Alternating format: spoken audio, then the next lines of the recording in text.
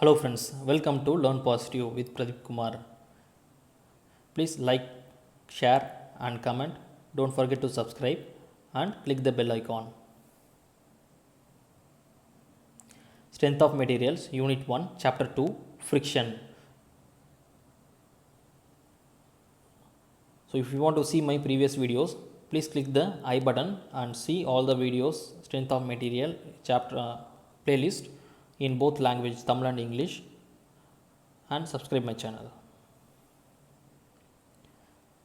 So the topic going to cover by today is friction, force of friction, limiting force of friction, static friction and its law, dynamic friction and its law, coefficient of friction, angle of friction, cone of friction, angle of repose, finally friction on an inclined plane. So this is the last video of the unit 1, strength of material. So see all the videos. Now friction. So the force exerted by the stationary body on a moving body to resist the motion of the moving body.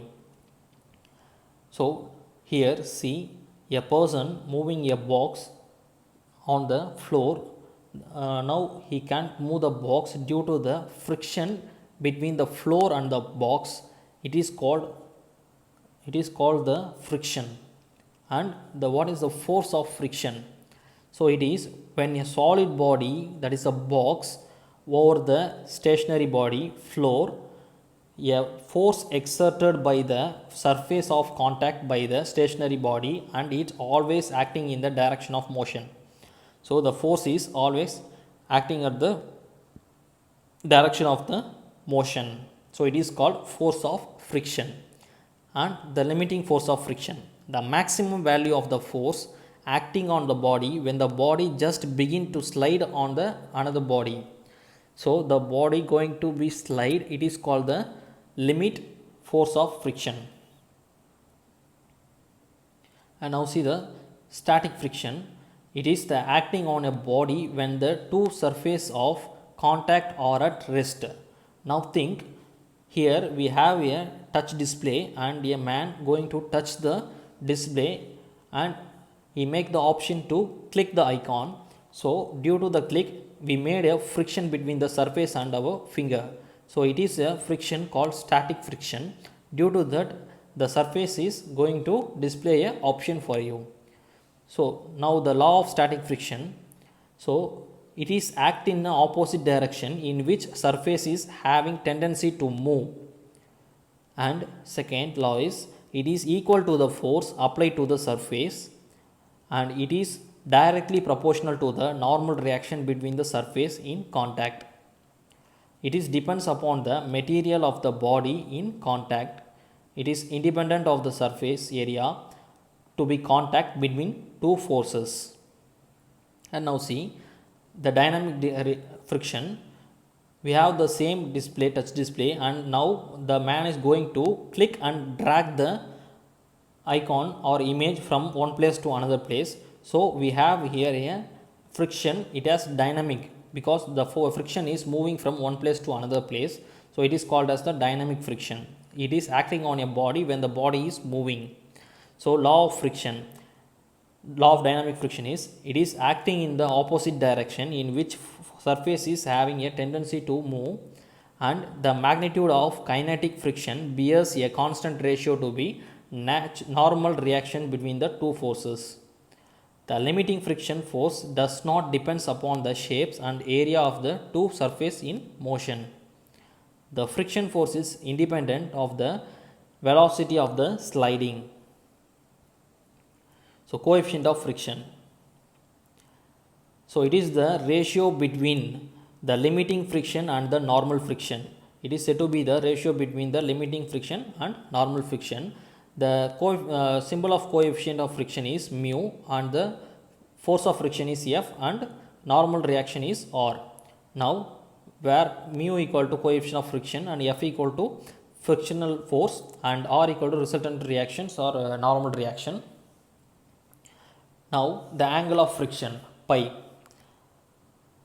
Now see, it is a body placed on the floor and the force P is acting, it is external force, and the force due to the friction is F max, that is mu r. So now the weight is acted is W, and the normal reaction is acted in the opposite to the weight in the vertical direction, it is R, and the frictional force is F max. So the angle made by the reaction, normal reaction, and the force of friction is pi. It is a resultant of force. So where W equal to weight of the body, P equal to external force, and R equal to normal reaction, F max equal to maximum frictional force, and R1 is the resultant of reaction made between the angle of normal reaction and the maximum frictional force. Now see, the R equal to R1 cos pi, it is as a equation 1, and F max equal to R1 sin pi, it is a equation 2, and we know the formula of F max. The F max is equal to mu r, it is equation 3. Now I am going to substitute the value of F max, that is mu r, in equation 2. So it becomes mu r equal to R1 sin pi. Now I am going to substitute this value in the equation 1, dividing by the equation 1. So mu r equal to R1 sin pi divided by R equal to R1 cos pi. So now going to cancel the R and R1 in the both side. So we get mu equal to sin by cos is tan pi. So the angle of friction is mu equal to tan pi. Now cone of friction. So it is a right circular cone, and it is the vector point of the contact of two body in the surface. The axis of the direction is normal reaction R, and the semi vertical angle equal to the angle of friction is pi. Now see, O is the point of contact between two bodies, and R is the normal reaction and also the axis of the cone of friction, and pi is the angle of friction. Now see the angle of repose. It is defined as the maximum inclination of the plane at which a body remains in equilibrium over the inclined plane by the assistance of friction only. So now we consider a wedge inclined in an inclined position. It has an angle of contact, and we have placed a object on the inclined portion, but it never slides in the inclined portion due to the angle of friction is equal to the angle of inclination. So the body remains equilibrium. It is known as angle of repose. Angle of repose is equal to the angle of friction. Now see by the equation. R is the normal reaction, alpha is the inclination of the plane. Now F equal to frictional force. Now resolving force along the plane, F equal to W sin alpha, equation 1. Resolving the force normally to the plane, it is R equal to W cos alpha. Now we are going to divide the equation 1 and 2. So F equal to W sin alpha divided by R equal to W cos alpha. F by R is mu. So W cancel, sin by cos alpha is tan alpha. Now see the value mu equal to tan alpha. We know that in angle of friction mu equal to tan pi. So tan pi is equal to tan alpha.